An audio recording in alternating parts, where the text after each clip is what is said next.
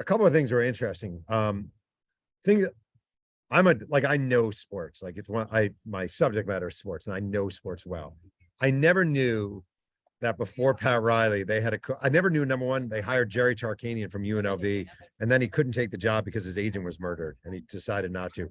I didn't know their second coach was Jack McKinney, who had been a assistant with Portland, and he only coached them for a handful of games before one day he was riding his bicycle, flipped over the handlebars, landed on his head. Then his assistant, Paul Westhead, took over, and that led to Pat Riley. I didn't know any of that. I had no idea about any of that. Just didn't know.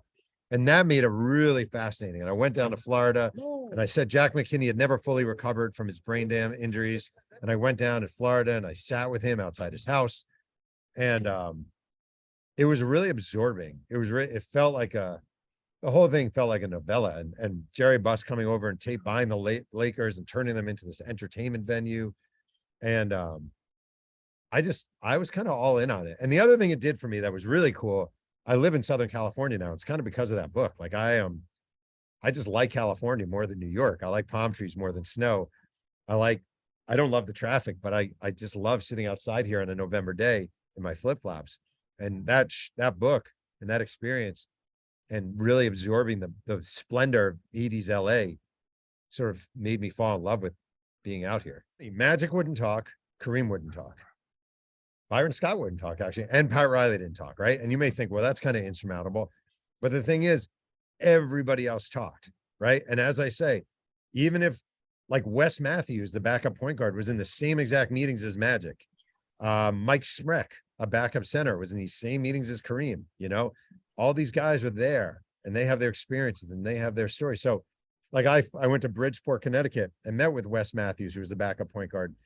And he was amazing. He was so great. And there's this famous photo. This is what I loved about Wes Matthews. There's this famous photo of him getting in a fight with Xavier McDaniel, who at the time was a tough guy for the Seattle Supersonics. There's a photo of Xavier McDaniel choking out Wes Matthews. And this is 20 years after they played. I said to Wes Matthews, I said, we're sitting in a diner in Bridgeport. I said, let's say Xavier McDaniel walked right by right now.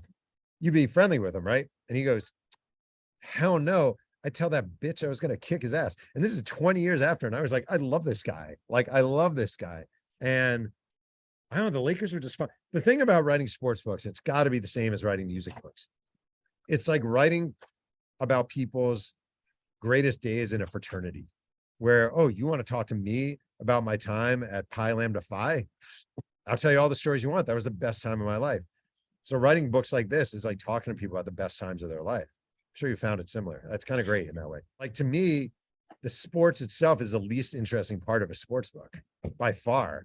And the problem is when the biggest challenge when you write about teams as opposed to an individual player is games do get very repetitive. So that game against Seattle in 86, well, the game against Seattle in 87 probably wasn't that much different. Someone's shooting, someone's scoring, someone's blocking shots. So I actually think it's sports books. The biggest mistake sports authors do, in my opinion, is they beat Seattle on a three-pointer by Magic with 2 seconds left. Then 2 days later, they traveled to Sacramento, and that was a humdinger. Before the game, Pat Riley gave a spirited speech, and Kareem scored 30, dominating, whoever, blah, blah, blah, blah, blah. 2 days later, like, it just, for me personally, it doesn't work. These are books about people who happen to play sports.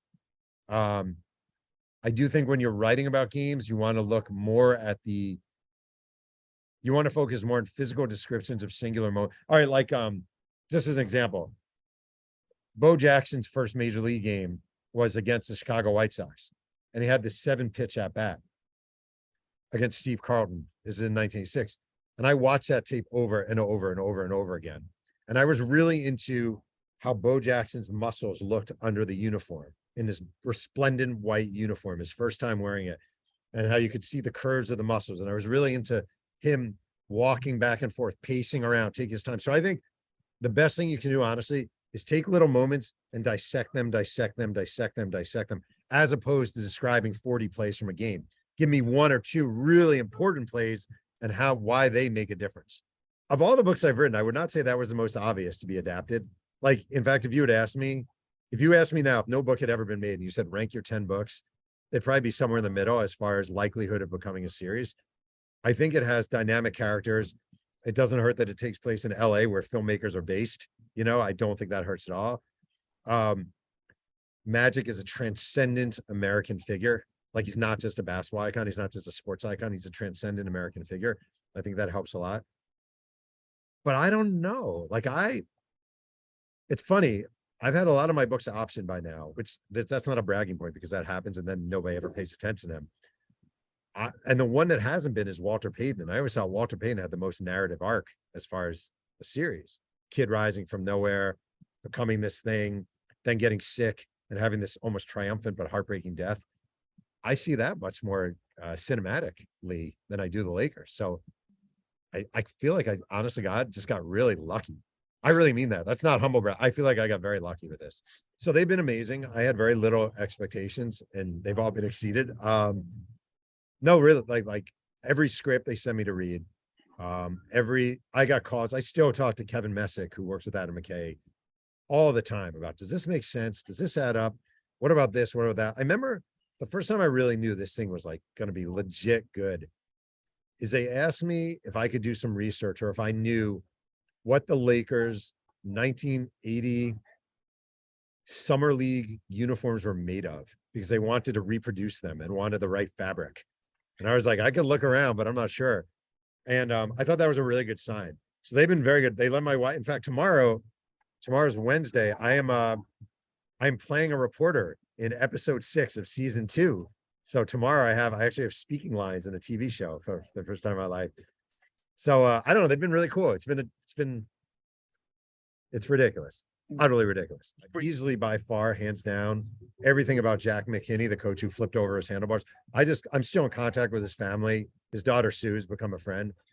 And I just love that people were talking about Jack McKinney, that if you went on Twitter, people were writing about Jack McKinney. People were asking questions about Jack McKinney. There's something about that that's really gratifying. You get that with books too. Like I wrote a book about a defunct football league called the USFL. And all of a sudden people were talking about the USFL. And you're like, well, they're doing that because I took time to write a book about it. And even if it's 5 minutes, it means they're talking about a subject nobody was talking about. And I love that like Jack McKinney was now being discussed once again. That warmed my heart. And there was like a movement to see if maybe Jack McKinney belonged in the Pro Basketball Hall of Fame. And that doesn't exist if the TV show doesn't exist, and the TV show doesn't exist and my book didn't exist. So that's 2 degrees of separation.